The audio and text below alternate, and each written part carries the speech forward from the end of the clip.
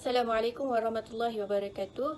Kami dari kumpulan 15 yang terdiri daripada saya sendiri, Nur Syawani binti Muhammad Razuki, A180827, Najwa binti Syafwan A18119, Nur Aina binti Cik Zuha A180912 dan Ras Almera binti Muhammad Rashid A181217 akan membentangkan kajian kes yang telah kami lakukan. Pengenalan. Kenyataan kerajaan benarkan pengeluaran KWSP RM10,000. Demikian tajuk berita yang terpapar di laman Sesawan Berita milik Astro Awani bertarikh 16 Mac yang lalu. Kenyataan tersebut mungkin memberikan kabar gembira kepada sesetengah pencarum yang benar-benar memerlukan duit tersebut demi melangsungkan kehidupan mereka kerana terkesan dengan pandemik COVID-19. Namun, perlu diingatkan supaya merancang terlebih dahulu pengurusan kewangan dengan sebaiknya apabila melibatkan simpanan hari tua supaya tidak menyesal di kemudian hari. Hal ini demikian bagi menjamin masa depan rakyat sesuai dengan mandat dan sasaran utama KWSP iaitu adalah untuk menyediakan dana persaraan yang mencukupi buat setiap pencarum selepas persaraan. Statistik menunjukkan bahawa seramai 7.88 juta atau 54% daripada keseluruhan 14.6 juta pencarum KWSP berusia 54 tahun mempunyai simpanan kurang RM50,000 berbanding simpanan asas yang diperlukan iaitu sebanyak RM240,000 untuk menjalani kehidupan selama 20 tahun selepas persaraan pada usia 55 tahun. Ini akan menyebabkan sebahagian besar pencarum, terutamanya daripada kumpulan penengah dengan jumlah caruman yang sedikit dan kumpulan B40 bakal terdedah kepada kesukaran apabila mereka bersara nanti. Justeru melihat kepada keputusan kerajaan membenarkan pengeluaran ini, rakyat perlu meneliti dan mengambil kira keperluan dan bukannya mengikut kehendak semata-mata. Isu-isu utama yang dapat dilihat daripada kajian kes ini adalah dalam mengkaji situasi yang dihadapi oleh keluarga Kamal, Abang Kamal mengutarakan pendapatnya untuk mengeluarkan wang KWSP sebanyak RM10,000 bagi membantu keluarga mereka yang terkesan dengan pandemik COVID-19. Justeru antara isu yang dapat dikenal pasti dalam kes tersebut ialah Abang Kamal merupakan pekerja swasta, justeru akan berdepan dengan risiko gaji yang tidak menentu, berpotensi tinggi untuk dibuang kerja serta masa depan yang tidak terjamin. Justeru, sekiranya Abang Kamal mengeluarkan duit KWSP sekarang, beliau berpotensi tidak akan dapat mencapai sasaran jumlah caruman yang mencukupi ketika umur persaraan nanti. Kesannya akan menjejaskan simpanan di hari tua kelak. Abang Kamal juga akan berdepan dengan isu kewangan pada masa hadapan sekiranya beliau mengeluarkan duit KWSP sekarang kerana melibatkan masa depan pencarum. Kesannya akan berbalik kepada Abang Kamal dan orang sekelilingnya kelak. Justeru, beliau perlu mempertimbangkan hasratnya untuk mengeluarkan duit KWSP atau mungkin terdapat inisiatif lain yang boleh digunakan untuk membantu keluarganya yang terkesan dengan pandemik. Seterusnya kita masuk kepada andaian kes. Sekiranya Abang Kamal mengeluarkan wang KWSP sebanyak RM10,000, ia dapat membantu meringankan beban keluarganya yang terjejas akibat pandemik COVID-19. Wang tersebut boleh digunakan untuk keperluan mendesak seperti makanan, sewa dan pengangkutan harian. Jika terbeban dengan hutang dan memerlukan wang tunai segera, pengeluaran wang caruman ini mungkin penyelesaian sementara untuk keluarga Kamal. Sekiranya Abang Kamal menangguhkan pengeluaran wang KWSP tersebut, masa depannya lebih terjamin kerana wang KWSP merupakan wang simpanan untuk hari tua selepas persaraan.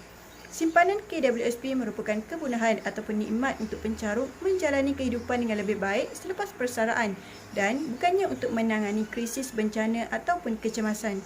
Abang Kamal dapat menggunakan wang tersebut untuk menghadapi sebarang kemungkinan pada masa hadapan. Alternatif pertama yang boleh dilakukan ialah dengan membuat kerja sambilan. Kerja sambilan adalah pekerjaan yang dibuat di samping kerja tetap yang lain. Kamal dan abangnya boleh membuat kerja sambilan pada hujung minggu atau cuti semester. Antara pekerjaan yang boleh dilakukan ialah menjadi pemandu Foodpanda, GrabFood atau pemandu penghantaran barang seperti Shopee dan JNT, pelayan restoran atau barista dan banyak lagi. Dengan membuat kerja sambilan, mereka dapat menambah sumber pendapatan bagi menampung perbelanjaan harian dan mengurangkan beban kewangan keluarganya. Selain itu, mereka dapat belajar kemahiran dan pengalaman baru serta boleh menyimpan lebihan pendapatan untuk masa akan datang. Alternatif yang kedua ialah mencairkan aset sendiri. Aset cair adalah harta yang boleh ditukar ke bentuk tunai dalam tempoh yang singkat. Walau bagaimanapun, Kamal dan abangnya perlulah menentukan untung dan rugi atas penjualan aset tersebut terlebih dahulu. Mereka boleh menjual atau menggadai barangan kemas untuk mendapatkan wang tunai, menjual harta seperti tanah dan rumah atau kenderaan bermotor, dan tunai keluar pelaburan dengan menjual saham. Dengan ini, mereka akan memperoleh modal untuk memulakan perniagaan, menyelesaikan hutang yang tertunggak dan mendapat aliran tunai untuk menampung kehidupan harian keluarganya. Alternatif ketiga ialah memulakan perniagaan sendiri. Terdapat beberapa cara bagi Kamal dan abangnya untuk membuka perniagaan. Yang pertama ialah memulakan perniagaan dengan modal yang minimum. Kamal dan abangnya boleh menggunakan simpanan gaji yang diperoleh daripada kerja tetap atau kerja sambilan untuk membuat perniagaan kecil-kecilan. Mereka juga boleh menjual barangan terpakai seperti pakaian atau koleksi buku yang tidak digunakan lagi.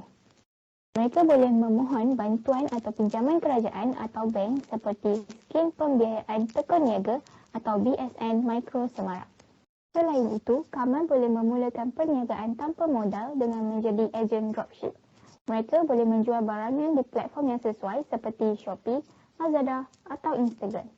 Pendapatan mereka adalah berdasarkan komisen jumlah pelanggan yang membeli barangan melalui mereka. Kamal dan abangnya juga boleh memulakan perniagaan berasaskan kemahiran mereka sendiri. Contohnya mengadakan kelas kemahiran video kreatif atau menjadi tutor bahasa Inggeris dan banyak lagi. Antara kelebihan yang diperoleh ialah dapat meningkatkan nilai pendapatan dan ekonomi keluarga, membuka peluang pekerjaan kepada orang lain yang senasib dengan mereka. Seterusnya, dapat memenuhi keperluan dan kehendak pengguna dengan menyediakan pelbagai barangan dan perkhidmatan. Dan yang terakhir, dapat memperoleh pengalaman berniaga dan berpotensi untuk meluaskan perniagaan. Alternatif seterusnya adalah media sosial sebagai punca pendapatan sampingan. Pada zaman moden ini, media sosial amat berguna dalam mencari pendapatan yang secukupnya hanya dengan berkongsi konten dan kandungan yang dapat menarik minat netizen dan kemungkinan konten tersebut menjadi viral serta banyak tontonan.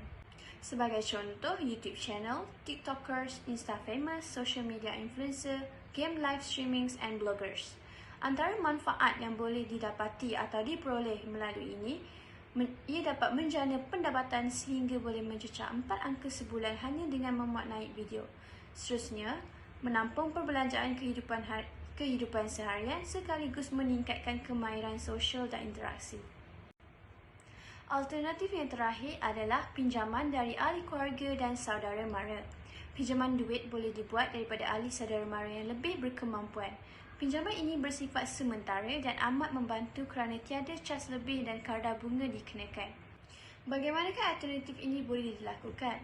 Yang pertama, minta daripada ahli keluarga dan saudara mara yang terdekat dan berkemampuan. Yang kedua, mempertimbangkan anggaran jumlah duit yang ingin dipinjam. Dan yang terakhir, mempertimbangkan risiko kewangan dan tempoh bayaran balik. Antara manfaat yang boleh diperoleh oleh alternatif ini ialah yang pertama, membantu meringankan masalah kewangan yang dihadapi. Yang kedua, membuat pinjaman tanpa dikenakan bayaran lebih atau kadar bunga. Yang ketiga, mengeratkan silaturahim dan tali persaudaraan antara ahli keluarga. Penyelesaian terbaik. Penyelesaian terbaik antara kelima-lima alternatif di atas adalah alternatif ketiga, iaitu memulakan perniagaan sendiri. Kamal dan abangnya boleh memohon pinjaman kerajaan atau bank seperti Skim Pembiayaan Tekun Niaga atau BSN Mikro Semarak sebagai modal perniagaan keluarga mereka. Mengikut jumlah pendapatan dan kadar tanggungan keluarga Kamal, lebih mudah mereka mendapatkan bantuan pinjaman dari pihak kerajaan. Selain itu, Kamal yang masih belajar juga boleh mendapatkan duit sampingan dengan menjadi ejen dan dropship produk seperti Chokoja, Maggi dan Ramen. Sebagai kesan, hal ini dapat menampung duit perbelanjaan Kamal semasa belajar. Justru itu, perniagaan Abang Kamal boleh membantu tanggungan kehidupan seharian keluarga mereka sekaligus mereka dapat memperoleh pengalaman dan kemahiran berniaga dalam bisnes. Itu sahaja daripada kumpulan kami. Sekian, terima kasih.